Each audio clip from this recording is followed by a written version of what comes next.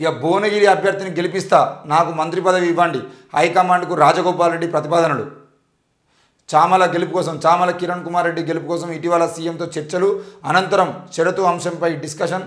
అధిష్టానం నుండి కూడా సైతం గ్రీన్ సిగ్నల్ రావడం జరిగింది. పార్టీలో హాట్ టాపిక్గా మారిన ఎమ్మెల్యే ప్రపోజల్.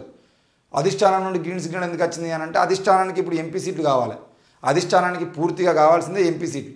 మరి ఆ ఎంపీ సీట్ల కోసం అధిష్టానం ఏది అడిగినా ఇచ్చడానికి అయితే సిద్ధంగా ఉంది.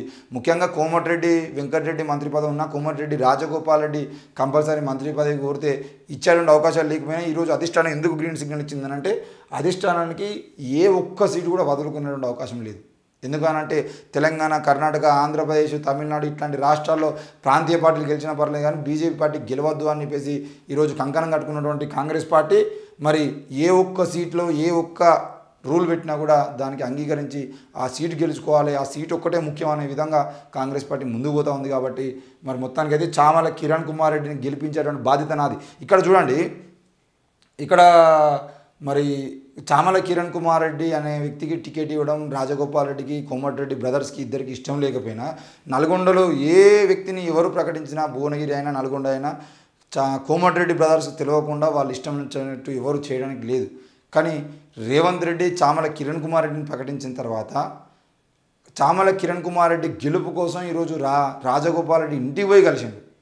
ఒక ముఖ్యమంత్రి సాధారణ ఎమ్మెల్యే ఇంటికి పోయి ఆయన గెలిపించుకోవాలని చెప్పేసి ఆయన దగ్గర రిక్వెస్ట్ చేసి ఆయనకు దండం పెట్టి ఈరోజు చామల కిరణ్ కుమార్ రెడ్డి గెలిపించుకోవాలని చెప్పేసి ప్రయత్నం చేస్తున్నాడు. అటువైపు బీజేపీ పార్టీ నుండి బూర నరసయ్య గౌడ్ ఆల్రెడీ ఎంపీగా పనిచేసినటువంటి వ్యక్తి ఈరోజు బీజేపీ పార్టీ నుండి పోటీలో ఉన్నప్పటికీ కూడా బూర నరసయ్య గౌడ్ను ఓడించడం కోసం చామల కిరణ్ కుమార్ రెడ్డిని నిలబెట్టడం. బూర నరసయ్య గౌడ్కి ఏమో ఆయన ఎక్కడ భూ కబ్జాలు చేయలేదు, ఆయన ఎక్కడ అక్రమ దందాలు చేయలేదు, ఎలాంటి స్కాములు చేయలే అనే మంచి ఆయనకు ఉన్నప్పటికీ, భువనగిరి నియోజకవర్గంలో గౌడ్ల ఓట్లు ఎక్కువగా ఉన్నప్పటికీ మరి కాంగ్రెస్ పార్టీ నుండి చామల కిరణ్ కుమార్ రెడ్డిని గెలిపించుకోవడం కోసం కోమటిరెడ్డి బ్రదర్సు, ముఖ్యమంత్రి రేవంత్ రెడ్డి వీళ్ళిద్దరూ కూడా ఈ రెడ్డిని గెలిపించుకోవడం కోసం అయితే పనిచేస్తూ ఉన్నారు. మరి అక్కడ బీసీ నినాదం గెలుస్తుందా లేదు అని అంటే, చామల కిరణ్ కుమార్ రెడ్డిని అధిష్టానం ఆల్రెడీ తెలంగాణ రాష్ట్రంలో పదవిలో ఉన్నటువంటి పార్టీ తలుచుకుంటే ఏదైనా జరిగేటువంటి అవకాశాలు ఉన్నాయి. కాబట్టి చామల కిరణ్ కుమార్ రెడ్డి ఇప్పుడు ఈరోజు ఉన్నటువంటి పరిస్థితుల ప్రకారంగా అయితే బీజేపీ కాంగ్రెస్ మధ్యలోనే భువనగిరి పోటీ ఉంది. అక్కడ త్రిముఖ పోరు అయితే లేదు, కేవలం ఇద్దరి మధ్యనే పోటీ ఉంది. కాబట్టి ఈ ఇద్దరిలో నరసయ్య గౌడ్ని కాదని చెప్పేసి ప్రజలు చామల కిరణ్ కుమార్ రెడ్డిని గెలిపించేటువంటి అవకాశం ఉందా అని చూస్తే, కోమటిరెడ్డి రాజగోపాల్ రెడ్డి మాత్రం నేను గెలిపిస్తాను, నాకు మంత్రి పదవి కన్ఫర్మ్ చేస్తే మాత్రం నేను కంపల్సరీ ఒంటి చేత్తో నేను గెలిపిస్తాను అని చెప్పేసి అయితే హామీ ఇచ్చిండు. మరి రాజగోపాల్ రెడ్డి రాజకీయం ఏ విధంగా చేయబోతున్నాడు, చామల కిరణ్ కుమార్ రెడ్డిని గెలిపించే ప్రయత్నం చేస్తారా లేదనేది మనం చూడాల్సిన అంశం. ఇక హోంమంత్రి కావాలని ఉంది. మొదటగా జగదీష్ రెడ్డిని జైలుకు పంపుతా, నెల రోజుల ముందు కాంగ్రెస్లో చేరితే ఆయన్ను కూడా ఓడించేవాడిని, కాంగ్రెస్ను 99 స్థానాల్లో గెలిపించేవాడిని, నాకు అడుక్కోవడం తెలియదు, ఏదైనా లాక్కోవడమే.